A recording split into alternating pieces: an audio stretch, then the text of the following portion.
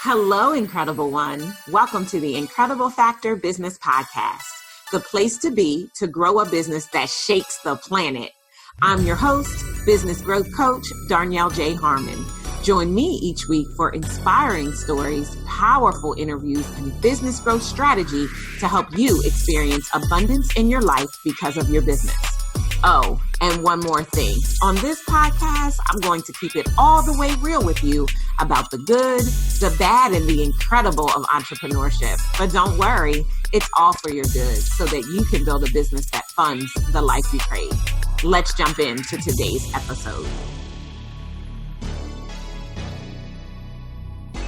Hello, Incredible Ones. Darnyelle here, and I'm so excited to welcome you back to another episode of the Incredible Factor Business Podcast. I have to tell you, I missed you guys. I feel like it's been so long since we've chatted, and so I'm really excited to be back with you. This episode is powered by the Breakthrough in Business Experience, which is happening May 21st through the 24th, just outside of Philadelphia in Wilmington, Delaware. If you are tired, really tired of sitting in struggle and you are ready to strut in significance, visit breakthroughinbusinessevent.com to learn more.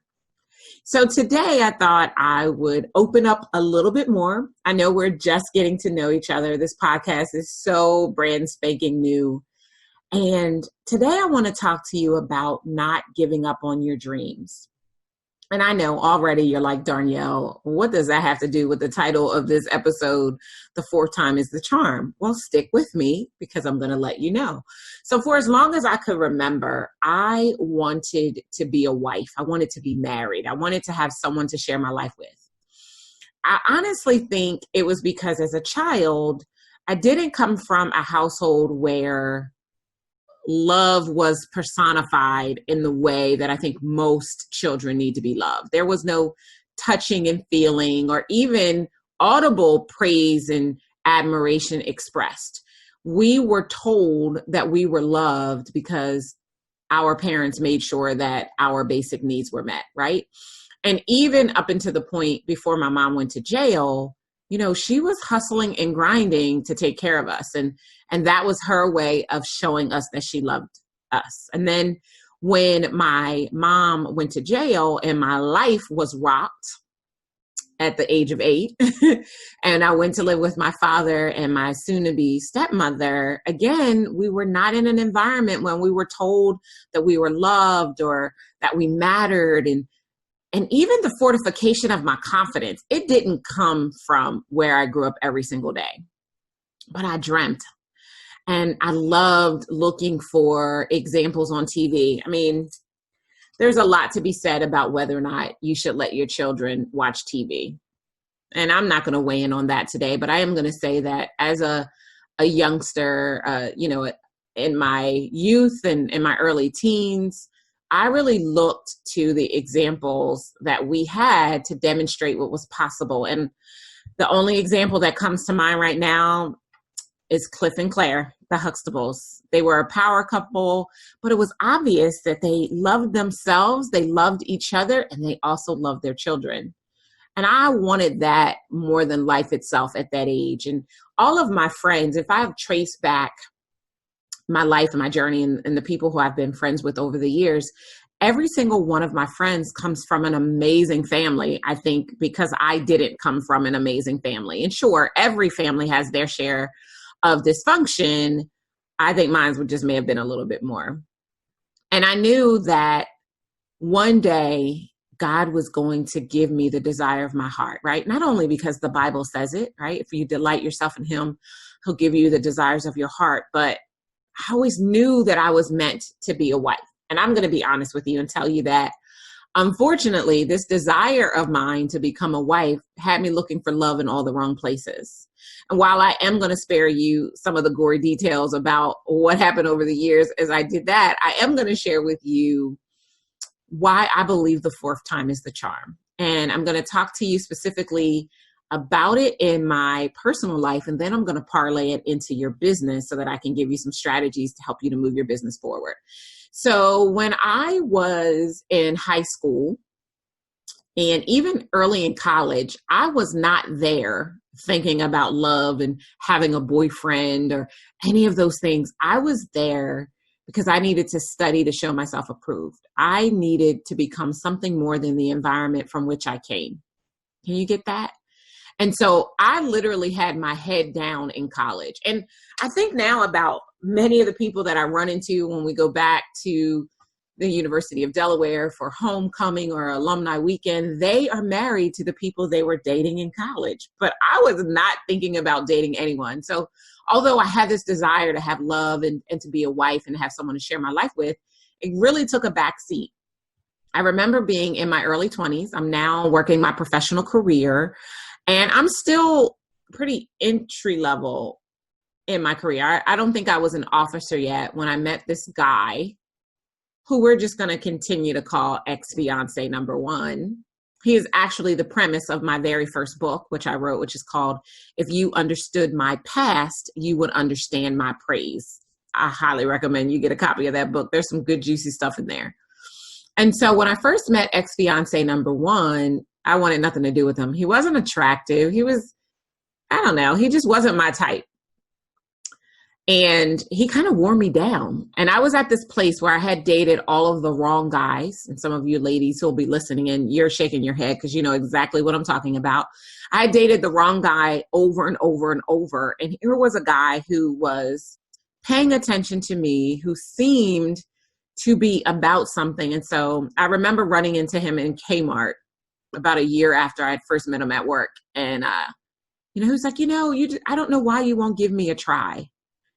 And he kind of wore on me. And so I did. I gave him a try.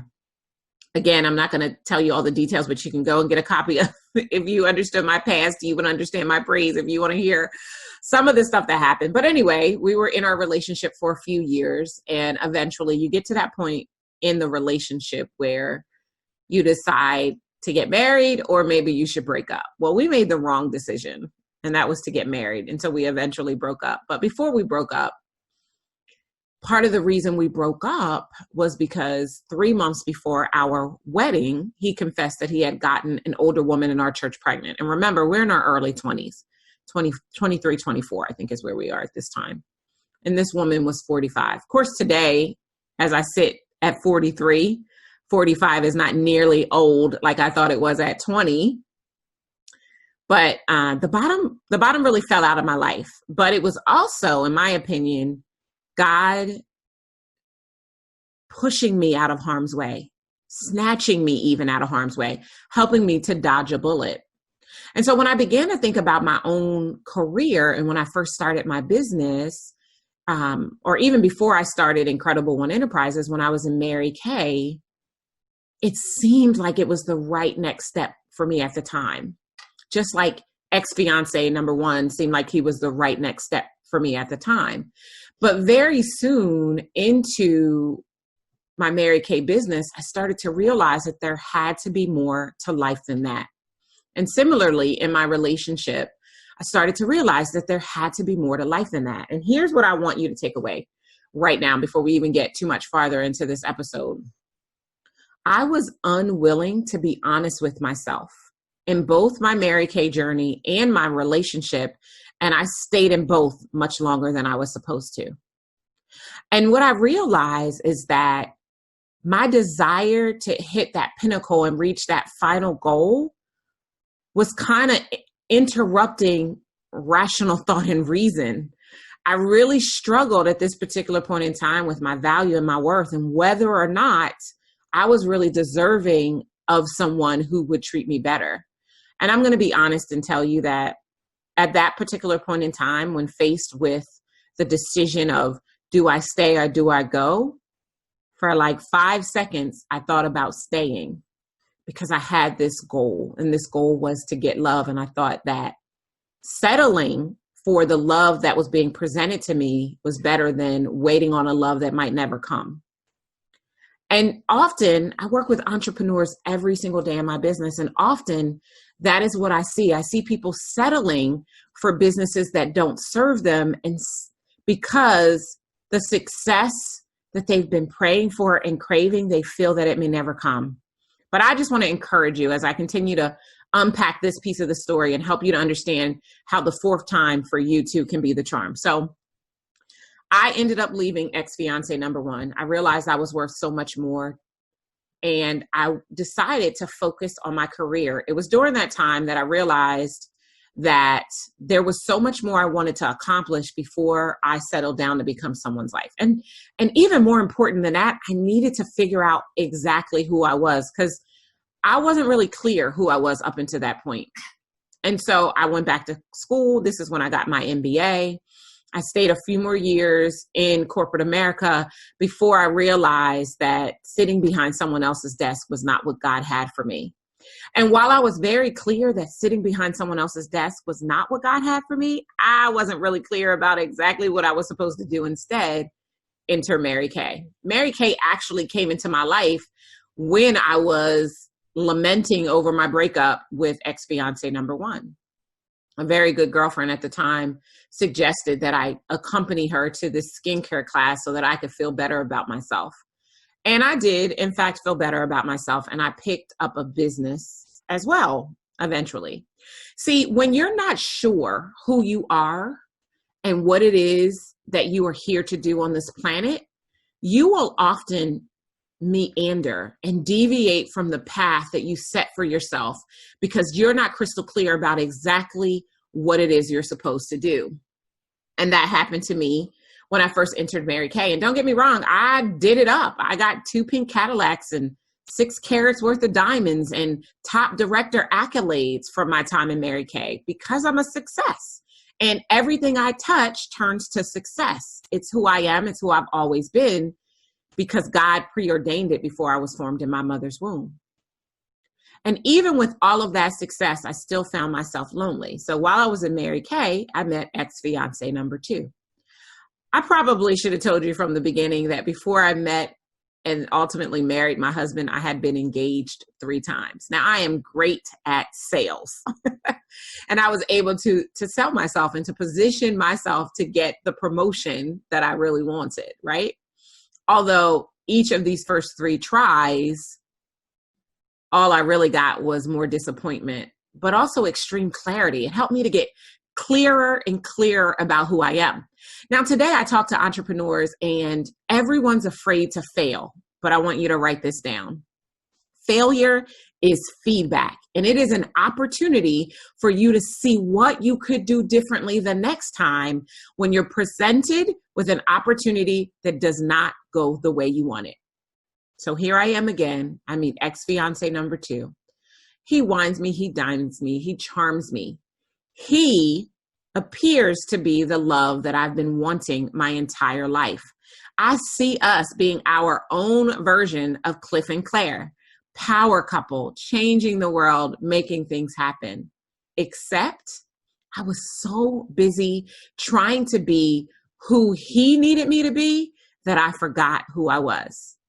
And so I wonder, depending upon where you are in your business, how many times have you gotten lost in your own sauce? How many times have you been trying to keep up with this person or that person who technically does what you do and forgotten yourself in the mix? Well, that's what happened to me.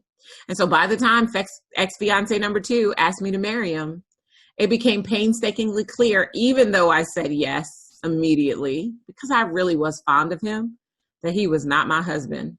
But time will go by before I was able to honestly tell myself the truth and live with the reality that I had done it again, that I had literally traded one opportunity to settle for another. And as entrepreneurs, how often do we do the same thing? I remember when I was first starting my business and I was a motivational speaker. I thought I would just go grab a stage, empower the people, and life would be awesome. I studied speaker after speaker, trying to find my own signature style to show up on stage. And what I really found is that I wasn't finding my style instead.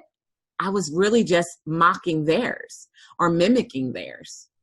And so it wasn't a very authentic experience to be a motivational speaker, which is why it didn't sustain me, which is why I didn't earn the money that would be able to help me to create a business that would serve me. So what do we do when we don't feel fulfilled and sustained? we go looking for another distraction. Enter ex-fiance number 3. I was at the point in time in my career, at this point I was an entrepreneur, and I attracted a man who was a control freak, who wanted to control everything about me. And while he put up, my fingers are in air quotes, with the entrepreneur in me while we were dating, he made it painstakingly clear as soon as he popped the question. And I again found myself saying yes, because here I was looking at my third opportunity to become Cliff and Claire, that he had no desire to allow my light to shine. And instead he wanted to stifle me. This time, however, it was easier for me to identify that I had again traded one opportunity to settle for another. And so that engagement didn't last very long. I didn't even tell people about it. That's how quick it was. And so what I decided to do after ex-fiance number 3 and I parted ways was take my eyes off of the goal temporarily so that I can instead get crystal clear about who I am, whose I am, and what I really wanted love to look like. Now, I have to tell you, it took me 7 years to get that clear definition. And mostly because during that time, I was also now building my business. I was building Incredible One Enterprises. By this time, I had gone through a bankruptcy, and I was at the point of reestablishing everything about myself. And when you experience these kind of failures that take you further and further away from your dream, and you do the autopsy to find the clues that can take you to your next level, sometimes it can take you a little bit longer to get back on the horse. And I also decided that I was really, really bad at love, but I was really, really great at business. And so I put my head down and I focused on growing my business and getting my business to a place where when I decided to shift my focus to finding love, I would be undergirded by a business that would serve and support me in every possible way. And this is why I believe the 4th time is the charm. Because every time you fail at something you know you're meant to do, you collect data and clues that you can use to do it better the next time. And so even in my own business, from motivational speaker to copywriter, I bet you didn't know that. I did a small stint at having a copywriting business because I love words so much. But although I love words and I'm really powerful at messaging, that wasn't the best use of my gifts. But if I hadn't have tried it and I hadn't failed at it, I would have never known that I needed to hire a coach to help me to get crystal clear about who I am, my gifts and talents, and what I bring to the table so that I could figure out how to exploit them. And I need you to understand that exploitation is not a dirty word. It is, in fact, the highest and best use of your energy to leverage your gifts in a way that will not only change your life, but the lives of others. And so in my business, while I had my head down to love, I was really creating an environment to build everything the way I'd always wanted. And I honestly am so glad that I did that without strategically thinking through allowing the 4th time to be the charm. When I pulled my head up, that I would honestly allow myself to walk into the relationship that I'd been praying for all along, that I would meet a man who would understand the gifts and talents that God placed in me and the destiny that he set before me, and allow me to move in it without challenge, without intimidation, and without the desire or need to stifle me. It changed everything to be able to get clear about who I am and to rise up fully in that, and to allow that to be the focus of experiencing everything that I've ever wanted in my life. And I can honestly say today I am living my best life. But it was in allowing myself to fail 3 times in my personal relationships and 3 times in my business, and getting up again that 4th time, that I realized the charm that my business might be.